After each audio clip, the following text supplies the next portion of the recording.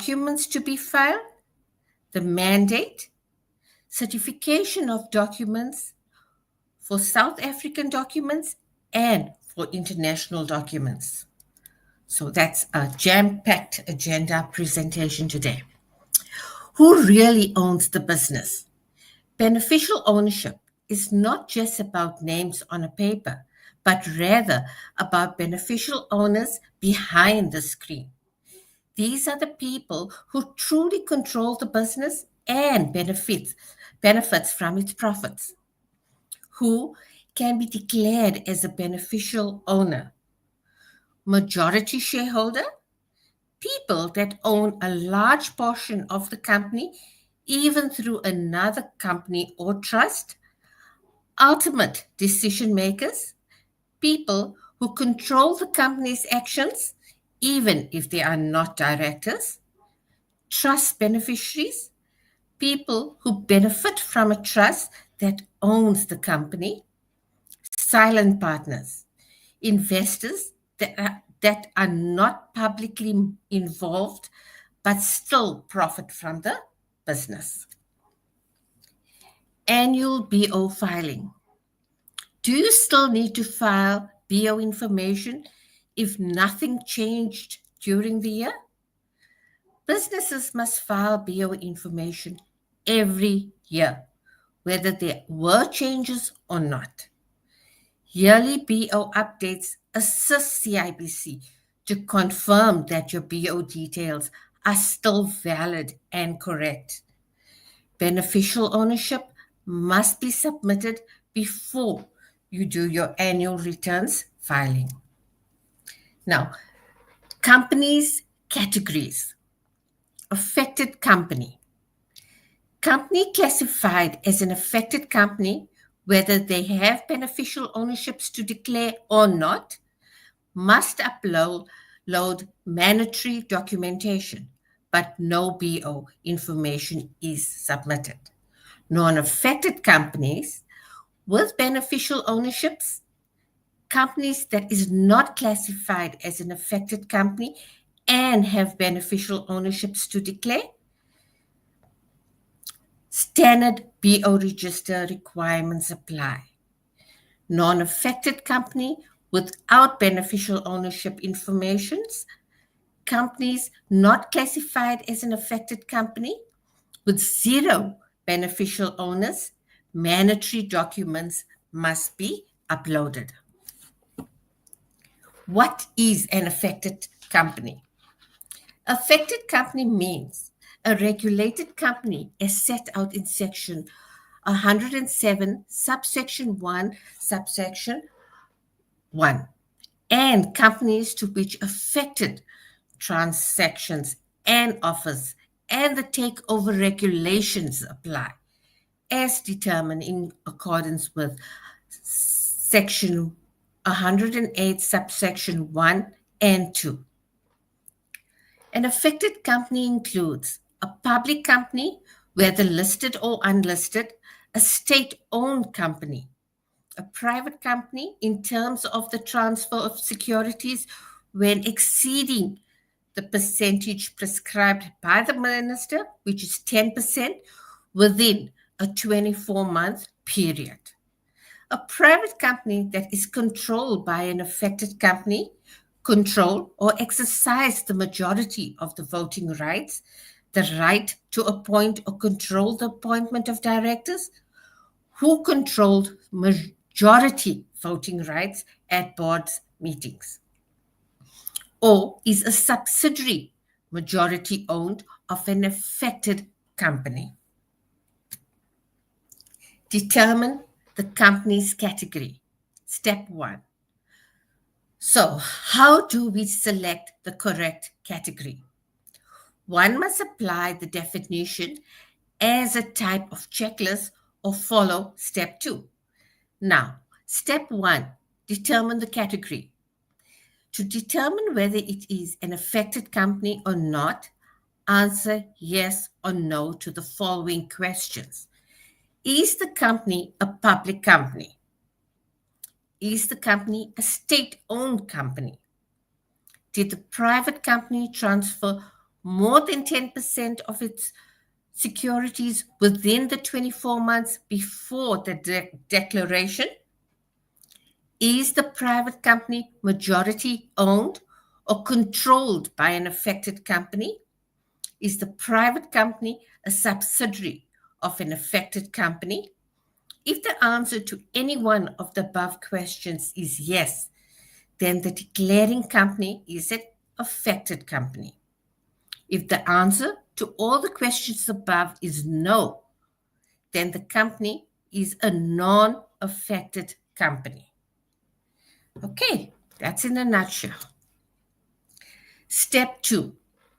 One has to establish whether the company has any beneficial owners by answering the following questions. Does one person hold securities for the beneficial interest of another natural person? Is there a person who exercises or have control over more than 5% of the voting rights in the company? Is there a person with the right to appoint and remove directors of the company? Is there a person that have the ability to materially influence the management of the declaring company? So if you are able to answer these 4 questions, you will be able to determine the category.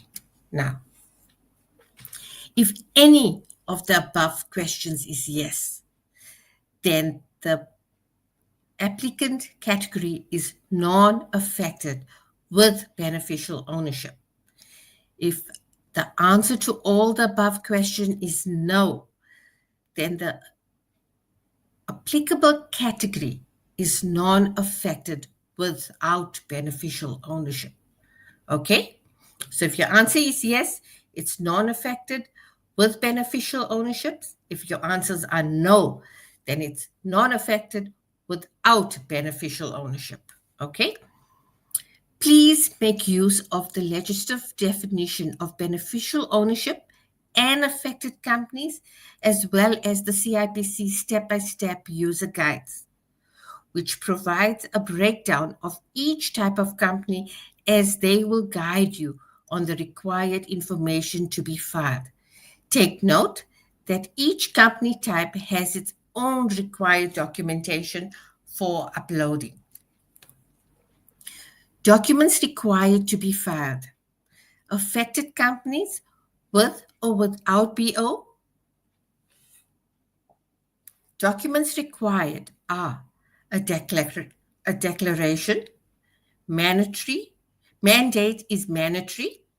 The mandate must be signed by 50% plus one of the company's director or 100% of the members in CC. Certified ID copy of the filler and captured beneficial owners. The filing of a beneficial interest register is mandatory. Documents required to be filed. Affected companies with or without BO. No beneficial ownership is declared on the functionality itself. Filing a declaration or mandate is mandatory. Certified ID copy of the filer. The filing of a beneficial interest register is mandatory. What is the mandate that must be submitted? A compulsory document within the declaring company instructs the filer, which is a natural person, to submit its beneficial ownership declaration on behalf of the company. The contents of this mandate. A mandate must be in the form of a letter, a resolution, or a power of attorney. On a declaring company letterhead, no company logo is required. So you can do it on your company's letterhead or without a company's letterhead. Mandate is given to an individual, that's a natural person. It must be signed by 50% plus one of the company director or all CC members. Certification requirements for documents. This is the Practice Note 2 of 2022. Certification of documents, including ID documents filed with the CIPC, may not be older than 3 calendar months. The Commissioner of Oaths certifying or affirming any documentation must state the date of certification. Only one ID or passport may appear on a single page. And in the case of a South African ID card, both sides has to be scanned in on the same page. Only valid issued passports will be accepted. No asylum seekers, temporary residents, documents will be accepted as valid confirmation of identity. Certification requirements for documents. South African certified documents. The following information of Commissioner of Oaths must appear on the documents: full name and surname, business address, signature, designation. The documents certified by the police official also needs to indicate the person's rank and rank number and the date of certification. The above information is required to ensure that the Commissioner of Oath is traceable for accountability purpose. CIPC will only accept documents that have been commissioned by a Commissioner of Oaths in South Africa. Certification requirements for documents. Also Practice Note 2 of 2022, international certified documents. If a person is based in another country and has to submit documents to CIPC, a certificate of authenticity needs to be accompanying those documents to confirm authenticity.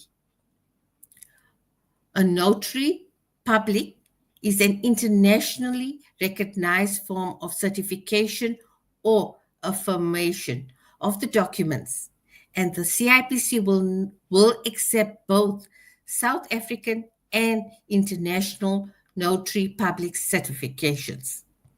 A notary public certified document must be accompanied by a notary public certification seal and or a certificate. Well, that brings me to the end of my presentation. I hope that was informative for you and you now understand what documentations is required from you.